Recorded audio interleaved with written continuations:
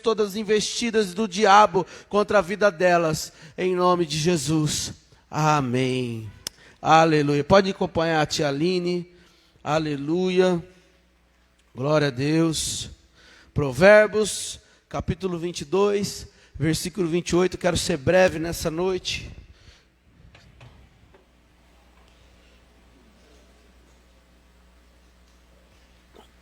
Todo pastor que fala que vai ser breve, não, você sabe como é que é, né? Provérbios 22, versículo 28, diz assim: não desloques os marcos antigos que limitam as propriedades e que foram colocados ali por teus antecedentes. Vamos ler todos juntos? Não desloque os marcos antigos que limitam as propriedades e que foram colocados ali por teus antecedentes. Amém. Feche seus olhos. Senhor, nós já adoramos o Senhor com as nossas canções. E agora, Senhor Jesus, nós vamos adorar o Senhor. Pai, ó Pai, vamos ouvir a Tua voz. Eu quero te pedir misericórdia e graça nessa noite, para que o Senhor venha falar com os Teus filhos, a Tua noiva, que o Senhor se casará com ela em breve, em nome de Jesus. Fala conosco, usa-me pela Tua misericórdia, que o Senhor esteja abençoando cada um, Pai, que aqueles que nos assistem pela internet, alcança-os e os abençoe, em nome de Jesus, amém. Meus irmãos, o tema da mensagem dessa noite é: não remova os marcos antigos. Não remova os marcos antigos. Esse texto, ele ficou gravado em meu coração ano passado, quando eu estava fazendo a minha leitura anual. E eu estava passando por Provérbios e esse texto me chamou a atenção. E sabe aquele texto que você olha assim para ele e fala assim: o Senhor, Ele quer falar algo, mas o Senhor, Ele quer falar algo, mas não fala na hora. E você fica remoendo e fica pensando o que o Senhor quer falar. Isso foi ano passado. E durante esse ano, volta e meia, quando você estava ali, do nada, vinha no coração: não remova os marcos antigos. Não remova os marcos antigos. E esse verso voltava em minha mente, e eu percebi que hoje, e essa semana, chegou a hora que o Senhor, Ele quer falar aos nossos corações através dessa palavra. E eu quero pedir a atenção dobrada de vocês nessa noite, para que você receba a palavra do Senhor em nome de Jesus. Muito bem. Meus irmãos, o texto nos diz sobre não remover o quê? Mas o que é os marcos antigos? O que é? Aleluia. Primeiro, para que possamos ouvir de Deus o que Ele quer falar conosco, nós precisamos saber primeiro o que é um marco antigo. Sobre o que Salomão estava se referindo aqui nesse texto, sobre marco antigo. E quando eu fui estudar o que era um marco antigo, eu percebi que esse marco era geralmente uma pedra que era colocada num lugar. Você já foi nessas avenidas, no meio dessas avenidas tem um marco, uma pedra no meio, dizendo aqui quem foi que inaugurou, embora foi com o dinheiro do povo, né? Mas quem fez aqui foi tal político. É isso que é um marco. Esse marco, ele põe limite. Esse marco, ele diz alguma coisa. Aleluia. Esse marco, ele estabelecia onde começava e onde terminava a propriedade do seu respectivo dono. Esse marco, ele era colocado em algum lugar e simbolizava o seguinte: até aqui nesse marco, até aqui aonde está marcado, essa propriedade tem um dono. E esse dono, ele possui direitos legais dessas terras.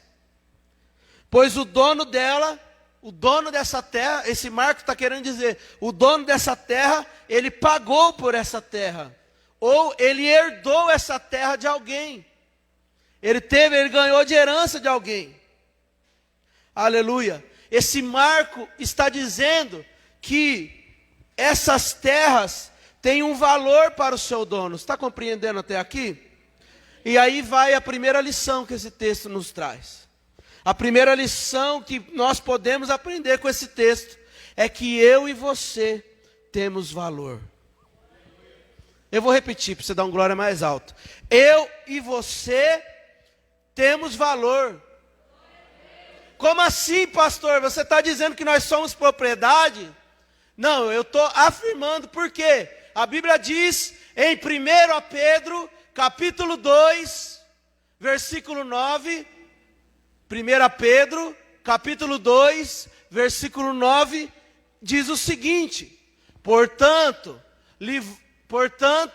porém, vós sois, vós quem? Eu e você, geração eleita, sacerdócio real, nação santa e povo de propriedade exclusiva de Deus. Isso quer dizer que nós, como povo de Deus, somos marcados e temos um marco em nossas vidas, que nós somos exclusivamente do nosso Pai. Nós somos exclusivos dele, porque um dia o preço foi pago por mim e por você. Nós cantamos aqui na quinta-feira: eu sei que foi pago um alto preço, para que contigo eu fosse um meu irmão. Foi pago um preço, um alto preço. E esse preço quem pagou foi Jesus. Na cruz do Calvário, ele morreu. E a partir daquele momento ele disse: está consumado.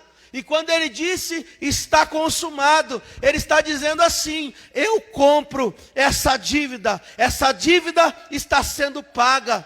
Essa dívida que Satanás tinha com você, ou melhor, que você tinha com Satanás, a partir do momento que Jesus estende as mãos na cruz, ele diz: está consumado, a dívida foi paga, e agora nós somos povo exclusivo de Deus.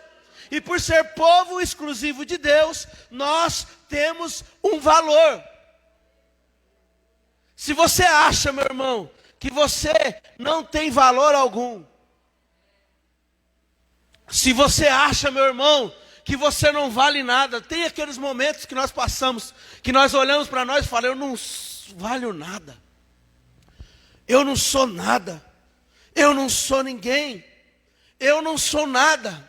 Eu quero te dizer que você é povo exclusivo de Deus. A Bíblia diz que você é geração eleita, que você é sacerdócio real, que você é nação santa e que você é povo de propriedade exclusiva de Deus. Você possui um valor. A partir do momento que nós conhecemos a Jesus, Jesus colocou um marco em nossas vidas, dizendo: você agora é meu. As suas ações são minhas. O que você faz agora é para mim. Agora, a partir desse momento, aleluia, o que você faz é para mim. Porque você é meu povo, você é minha propriedade. Está marcado, você é meu. Amém? Mas o texto, meus irmãos, ele continua nos ensinando muito. E a Bíblia Viva, ela traz uma tradução muito interessante do texto de Provérbios. Ela diz assim, Provérbios 22, 26, 28. Não tente aumentar sua propriedade mudando os marcos antigos. Vou repetir. A Bíblia Viva traz a seguinte tradução: não tente aumentar sua propriedade mudando os marcos antigos. E a segunda coisa que esse texto nos ensina é: remover os marcos quer dizer tentar aumentar a propriedade. Eu vou repetir. Quando se tenta remover os marcos, você está tentando aumentar a propriedade. Mas a questão é o seguinte: aumentar a propriedade Remover os marcos que foram cravados não faz parte de uma conduta cristã. E é isso que nós vemos hoje. Algumas pessoas estão sempre tentando levar vantagem em tudo. Estão sempre tentando ganhar alguma coisa. Mesmo que para ganhar alguma coisa, infelizmente ela precise prejudicar as outras pessoas. E isso é o que a Bíblia está dizendo. Não remova os marcos antigos. Ou seja, não tente aumentar a sua propriedade, porque você pode ir até aqui. Você pode ir até o marco. Depois do marco, você não pode ir. Porque até aqui o dono comprou. Daqui para lá é de outra pessoa. As pessoas estão... A lei de Gerson, né, meu irmão? Quantos sabem o que é a lei de Gerson? Já ouviram falar da lei de Gerson? Sempre quer levar vantagem em tudo. O brasileiro é conhecido como o jeitinho brasileiro. Vou levar vantagem em tudo. Eu ganho alguma coisa, a gente vai ganhar, não tem problema não, não tem nada a ver. Não tem nada a ver fazer isso, não tem nada a ver fazer aquilo, não tem nada a ver fazendo isso. Sempre tentando levar vantagem em tudo, mas o que a Bíblia diz? 1 Coríntios, capítulo 6, versículo 7.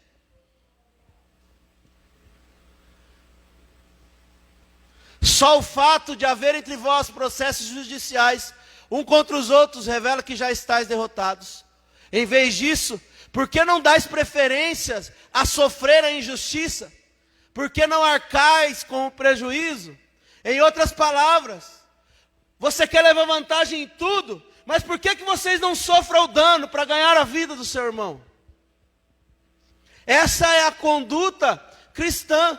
Muitas vezes nós teremos que sofrer o dano. Diga comigo, sofrer o dano. Ser prejudicado. É difícil falar isso, meu irmão. Muitas vezes a gente vai ter que ser humilhado. Muitas vezes a gente vai ter que sofrer o dano. E é isso que nós precisamos aprender. Sofrer o dano, meu irmão. Para que possamos ganhar ganhar alguma coisa no seu trabalho. Meu pai, uma vez, quando eu estava começando a trabalhar no meu primeiro emprego, meu patrão me deu uma bronca. E eu cheguei em casa todo revoltadinho, né? Adolescente, 16 anos, primeiro emprego, pá. Nós chegamos lá todo revoltadinho. Eu não quero mais serviço. O patrão fica brigando comigo, meu Paulo. Meu pai olhou para mim, é um dos ensinamentos que eu nunca esqueço. Olhou para mim e falou assim: você tem que aprender a engolir sapo. Por quê? Quem que paga seu salário? Você vai brigar com o patrão vai mandar você embora, você vai ficar sem emprego, vai ficar sem me ajudar em casa, e vai virar uma bola de neve. Então, engole sapo. Empreenda e engolir sapo. Você não concorda com ele, mas ele é o dono da empresa. Se ele é o dono da empresa, é ele que manda. Então obedece quem pode. Como é que é? Manda quem pode, obedece quem tem juízo. Amém? Precisamos aprender a sofrer o dano. E esse texto está dizendo o que aqui, meu irmão? Quando a gente tenta remover os marcos antigos, quando a gente não remove os marcos antigos, é sinal que nós estamos sendo íntegros. Diga comigo, integridade. Não remover os marcos antigos é sinal de integridade. E o que a Bíblia diz sobre integridade? Abra comigo em Salmos de número 15, versículo 1 e 2. Salmos de 15, 1 e 2. Davi está dizendo o quê? Senhor, quem poderá hospedar-se em teu tabernáculo? Quem há de morar no teu santo monte? Aquele que é... Opa, volta no versículo 1. Quem poderá hospedar-se em teu tabernáculo? E quem há de morar no teu santo monte? Ou, fazendo da minha tradução, Anderson William Padovani, atualizado 2021. Quem vai para o céu? Quem vai poder subir ao céu? Versículo 2. Aquele que é íntegro em sua conduta. Aleluia. E essa palavra íntegro aqui, meu irmão, no hebraico é a palavra tamim, que quer dizer por completo, que quer dizer por inteiro. Ou seja, só se habitará no santuário se vivermos para Deus por inteiros, completos pela tua palavra. Não existe meio termo na vida cristã. Não existe meio termo na nossa vida.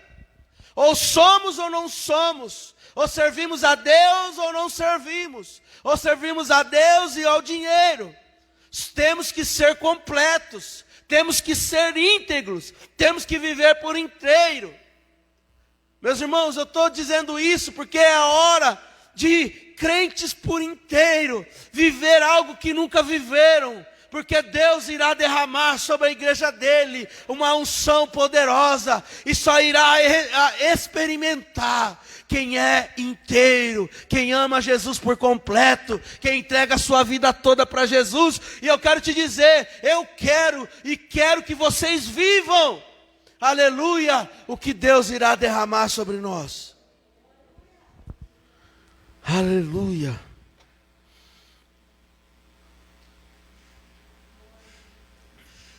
Daí vem a terceira lição que podemos aprender com esse texto. Esses marcos antigos, eles colocavam limites. Diga comigo, limites. Limites nas propriedades. Até aqui você pode ir. Até aqui, daqui para cá você não pode ir.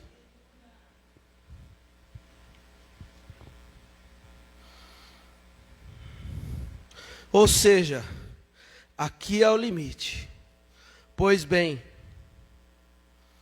e o que o Senhor tem ministrado em meu coração é que alguns limites que a palavra de Deus nos coloca têm sido ultrapassados. Alguns limites que a palavra de Deus coloca sobre as nossas vidas nos dias de hoje têm sido ultrapassados. Porém, o texto nos ensina que esses limites ou esses marcos não podem ser removidos. Volta para Provérbios 22, 26, 28. Não remova os marcos antigos, ou seja, não passe daqui, não passe dos limites que estão estabelecidos. E o Senhor ministrou alguns limites que às vezes são ultrapassados por nós. E o primeiro limite que é ultrapassado por nós é o limite da palavra de Deus. O que você quer dizer com isso, pastor? Eu quero te dizer que a palavra de Deus é inerrante, ela não erra. Eu quero te dizer que a palavra de Deus é o nosso manual de fé e prática. Eu quero te dizer que a palavra de Deus é lâmpada para os nossos pés e é luz para o nosso caminho. Nós fomos no acampamento esse final de semana. E era um breu, aquela escuridão, uma trilha de 300 metros que você chegava. É que assim, nós chegamos lá no lugar, o dono do acampamento falou assim, ó, você pode andar 300 metros assim na trilha, você vai chegar no lugar do acampamento. Só que os 300 metros era 1 quilômetro. Não era 300 metros. Mas tudo bem, volta aqui. E aquele breu, aquela trilha, escuridão que só com a lanterna você conseguia enxergar. E quando a gente está iluminando a lanterna no caminho, me veio à mente, lâmpada para os meus pés, é a tua palavra. E é o que a palavra de Deus está dizendo. A palavra de Deus é inerrante, ela é lâmpada, é ela que ilumina, é ela que mostra o caminho, é ela que diz o que pode e o que não pode. É a palavra de Deus que estabelece princípios para o nosso viver. E esses princípios não podem ser quebrados. Eu estou repetindo novamente, que eu já falei isso muitas vezes. Princípios da palavra de Deus não podem ser quebrados. A palavra de Deus não pode ser relativizada. Mas o que vemos hoje, meus irmãos, desculpe a sinceridade, é de pessoas procurando versículos bíblicos para satisfazer os seus próprios pecados, para dizer o que pode e o que não pode, fica pedindo opinião disso ou daquilo, porque não estão firmados no princípio da palavra de Deus. E é a palavra de Deus que nos guia, é a palavra de Deus que transforma, é a palavra de Deus que diz sim e diz não. Ela não pode ser relativizada. É ou não é? Ou é sim, sim ou não, não. Fora disso é do quê? Procedência maligna. Eu não estou falando de usos e costumes, não, meu irmão. Eu estou falando de relativizar a palavra de Deus, que tudo pode, que não tem nada a ver. Não tem nada a ver, pastor. Não tem nada a ver, pastor. É graça. Estamos vivendo no tempo da graça. E eu faço das palavras da pastora Edméia do Jardim São Francisco as minhas. Cuidado com a graça, porque você pode ficar sem graça quando chegar o dia do juízo de Deus. Porque estão querendo pegar a graça de Deus e dizer: você não precisa se santificar, você não precisa ir para a igreja, você não precisa ler a Bíblia, porque Jesus já pagou o preço. Então, o que você fazer é feito, não tem problema algum. Mas a Bíblia diz, aleluia, que a Bíblia nos ensina que nós devemos nos santificar, que nós devemos congregar, que nós devemos viver uma vida de acordo com a palavra dele. Aleluia. Os marcos antigos da palavra de Deus não podem ser removidos, porque muita gente morreu para que você tenha essa Bíblia nas suas mãos hoje. Muita gente morreu para que você tenha essa Bíblia nas suas mãos hoje. A igreja perseguida da China tem uma Bíblia, aleluia, uma Bíblia para uma igreja subterrânea. E o que eles fazem, pastor? Eles vão, rasgam um pedaço da Bíblia e vão para o banheiro ler. E terminam de ler, troca com o irmão que rasgou a outra parte, pois eles dão valor à palavra de Deus. E muitas vezes nós estamos em casa com 10 Bíblias dentro de casa e não temos coragem de pegar a Bíblia e ler um capítulo. Precisamos voltar à essência do Evangelho de Deus. Porque os apóstolos deram ênfase à palavra de Deus. Paulo disse a Timóteo, o pastor jovem da igreja de Cristo: Timóteo, tende cuidado. Um pastor tem que manejar bem a palavra de Deus. O que é manejar? Abrir a Bíblia, manejar e cuidar do povo de Deus. Um servo aprovado tem que manejar bem a palavra de Deus.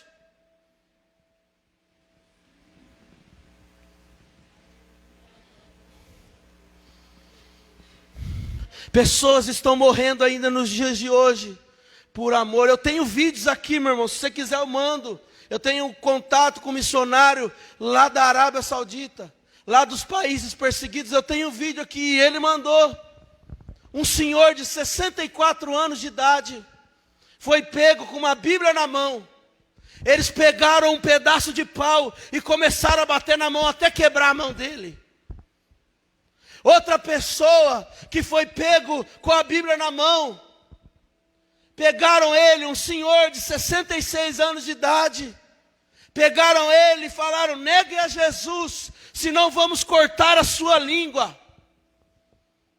E aquele senhor de 66 anos de idade olha para aqueles homens e fala assim: aleluia, você pode cortar a minha língua, mas o meu Jesus que eu conheço, eu não nego, porque eu o conheci de verdade. Eles pegaram a faca quente e simplesmente cortaram a língua dele. Tem o vídeo, meu irmão, se você quiser eu te mostro. E muitas vezes, meus irmãos, na nossa vida, eu não estou exortando você, eu estou exortando eu também. Porque a espada corta para os dois lados. Muitas vezes nos pegamos no nosso dia a dia, na correria do dia a dia, e não temos coragem de orar e buscar a presença de Deus. Mas o Senhor nos exorta nessa noite, não remova os marcos antigos. O irmão Paulo conhece o irmão Joaquim melhor do que eu. Ele conheceu ele tete a tete. O irmão Joaquim era um presbítero, né, irmão? Lá na nossa igreja, que era na São Domingos antigamente. E ele era um homem de Deus.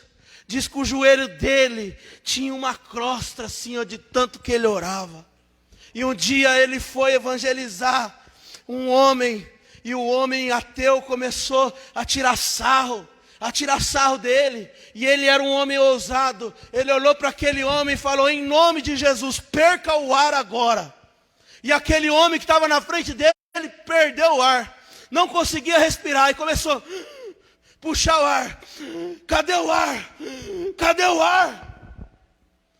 E o irmão Joaquim simplesmente olhou para o olho dele e falou: em nome de Jesus, receba o ar. Para que você saiba que o meu Jesus a quem eu prego, Ele é fiel e poderoso para fazer coisas infinitamente mais impressionantes do que eu penso.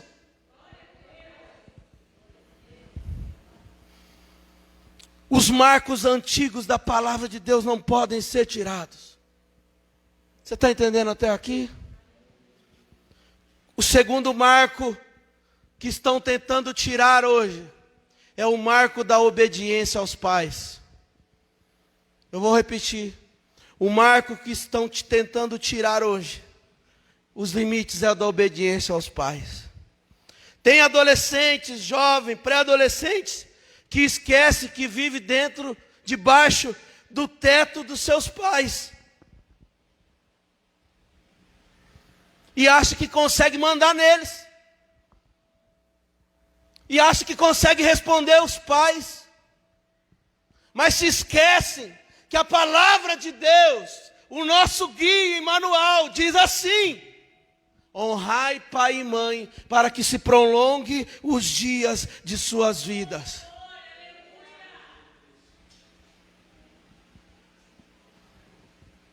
Adolescente, você quer responder seu pai e sua mãe? Você quer viver do seu jeito? Vai morar sozinho. Enquanto você estiver na barra do pé da sua mãe ali, ó, obedece ali, ó. Estou errado, pais? Nossa, o pai nem... Só um. Jovens querendo viver suas próprias vidas. Adolescentes rebeldes, revoltados, querendo obedecer, querendo viver seus próprios sentimentos. Mas esse marco da obediência aos pais não pode ser removido. Jovem, você quer viver bastante? Quer viver bastante? Honre os seus pais. Honre os seus pais. Obedeça seu pai e sua mãe. Ouça as instruções que ele tem para te dar. Ouça, aleluia, as coisas que eles te dizem. Mas eu não concordo, pastor. Ouça, respeite e honre.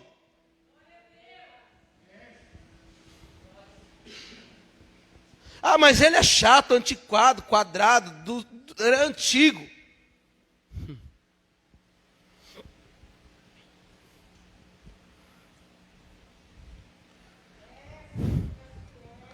O terceiro marco que estão tentando remover é o marco de amar a Deus sobre todas as coisas. O que a Bíblia diz? Ame a Deus com todas as suas forças, toda a sua alma, todo o seu entendimento, tudo que você tem, a sua mente, o seu corpo, o seu coração, tem que exalar o perfume de Cristo nessa terra. Amar a Deus sobre todas as coisas não pode ser removido. Esse marco de amar a Deus não pode ser removido. Mas pastor, eu quero amar do meu jeito. Não é do seu jeito, é do jeito que a palavra de Deus nos diz. Com todas as suas forças, todo o seu entendimento.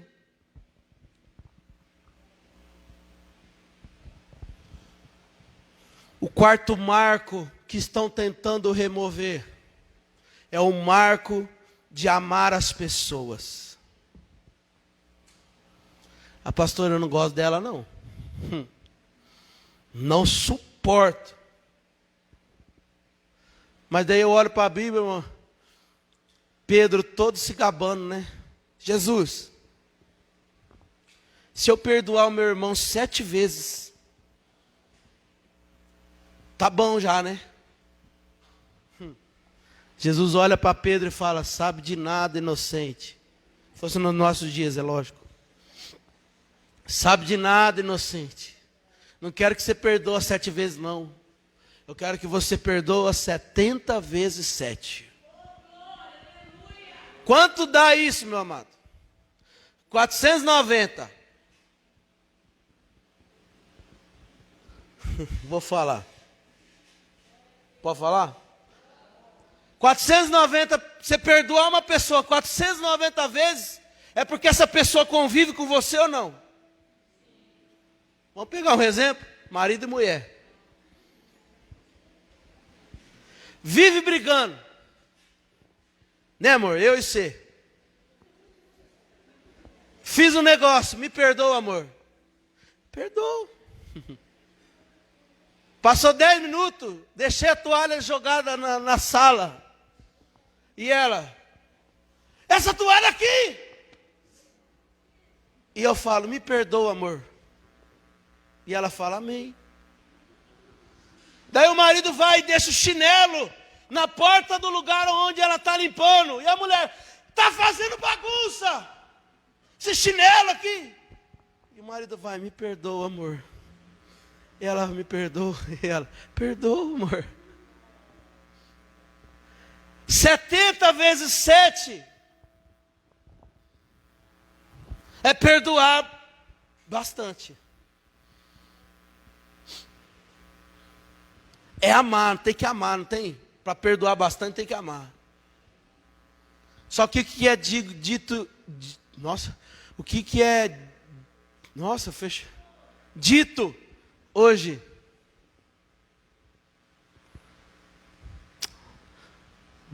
Você para, cara. Começou a encher seu saco, não deu certo. Não deu certo, você para. Não, esse negócio aí. Para.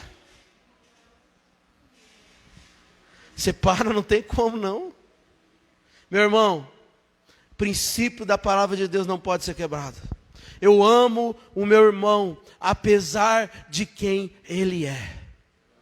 Eu amo o meu irmão, apesar dos defeitos que ele tenha. Eu amo o meu irmão, apesar das virtudes que ele possui.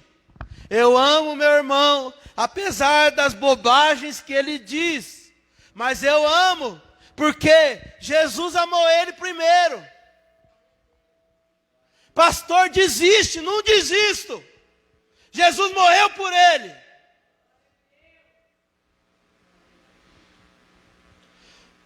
O sangue espargido na cruz foi por toda a humanidade.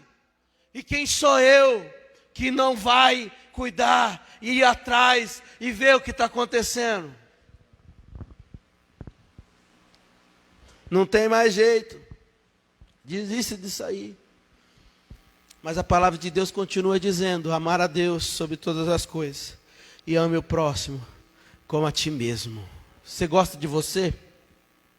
Vou perguntar para você, você gosta de você mesmo? Você gosta de ficar sozinho com você mesmo? Você gosta da sua própria companhia? Eu gosto de ficar comigo mesmo, irmão. Eu gosto de ficar sozinho comigo. Na caixa do nada. Vendo o rio passar, né, Wellington? O rio correr. A vara pescando aqui, ó. A vara parada. Não pesquei, irmão. Eu comi, mas não pesquei. Amém? O quinto marco que estão tentando remover, está escrito, é o marco de congregar. Diga comigo, congregar. Hebreus 10, 25 diz: não abandonemos a tradição de nos reunirmos como igreja. Eu vou repetir. Não abandonemos a tradição de nos reunirmos como igreja, segundo o procedimento de alguns, mas pelo contrário, motivemo-nos uns aos outros, tanto mais quanto vedes que o dia está se aproximando. O que estão dizendo é que você não precisa mais ir para a igreja, agora tem o culto online. Eu posso ser crente de casa, mas o que a Bíblia diz? Não abandonemos a tradição de nos reunirmos como igreja. Pastor, mas tem a pandemia. Eu entendo que tem a pandemia. Nós fechamos quando veio os decretos. Estamos obedecendo os decretos com álcool em gel, máscara e tudo mais. Mas se temos a oportunidade de congregar, não devemos deixar essa oportunidade, porque o dia está se aproximando. O dia está se aproximando. E tem mais, né? Tem os desigrejados agora. Não precisa ir para a igreja não, nós somos igreja. Precisa, não pode. Fica quieto antes.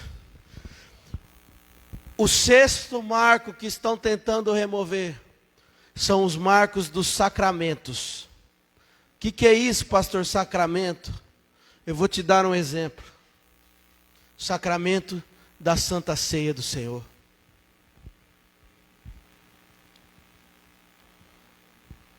Ao meu ver, e nós precisamos melhorar nesse sentido, a ceia do Senhor hoje virou um apêndice ao culto.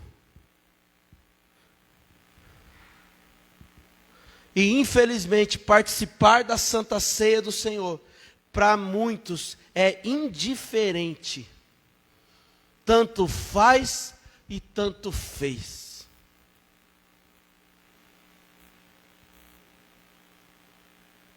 Mas esse marco não pode ser removido, porque a ceia do Senhor é a comunhão do corpo de Cristo.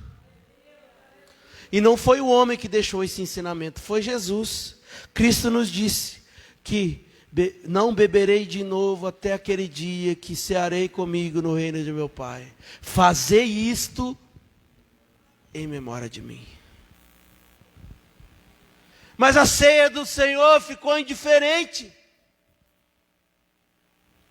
Eu lembro da minha primeira santa ceia, meu irmão. 12 anos de idade. Igreja Metodista Wesleyana, Jardim Campos Elíseos. Uma congregação menor que a nossa igreja. E o pastor distribuiu os copinhos da Santa Ceia.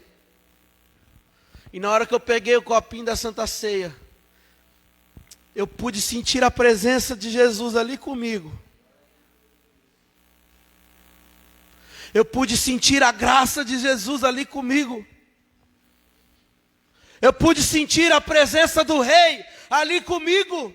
E as lágrimas rolaram do meu rosto. Eu pude dizer: Senhor, muito obrigado, porque eu estou aqui e posso cear com os meus irmãos. Mas hoje a Santa Ceia não se tem mais choro. Eu fiquei feliz, irmã Patrícia, quando na última ceia o irmão Cosme chegou em mim e falou assim: tem como dar ceia para minha esposa que está vindo do trabalho?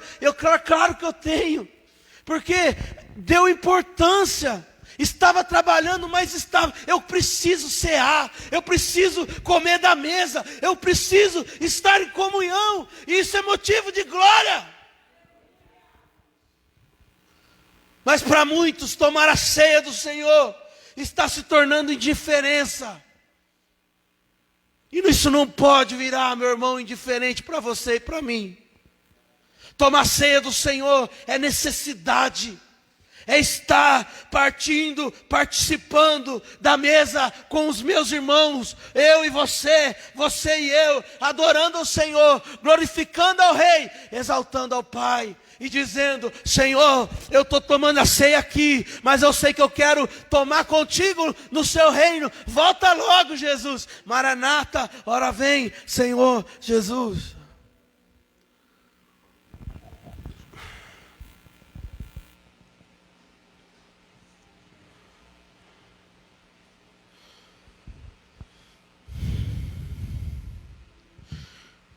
Os marcos antigos não precisam, não devem ser removidos.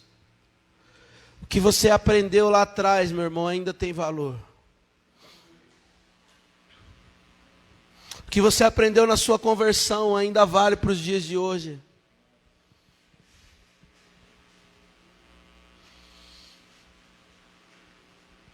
E eu não quero deixar que o evangelho vire uma bagunça. Eu não quero que o evangelho fique indiferente.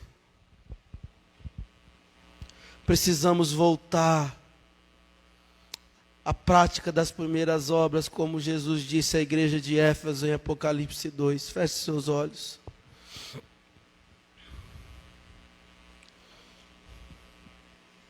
Esses foram apenas alguns marcos que estão tentando mudar.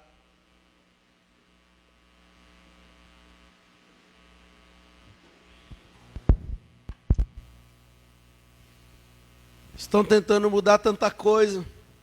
Essa semana eu ouvi de um cantor famoso gospel, crente, entre aspas, abandonou sua mulher com seus 2 filhos, está namorando com outra pessoa. E ainda colocou na sua rede social agendas abertas.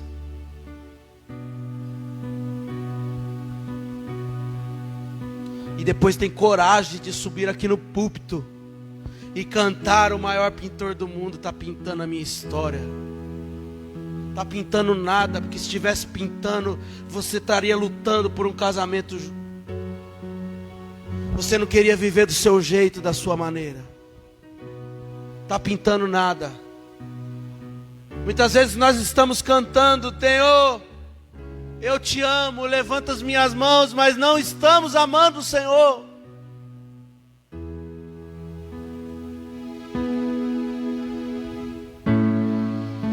Feche seus olhos, comece a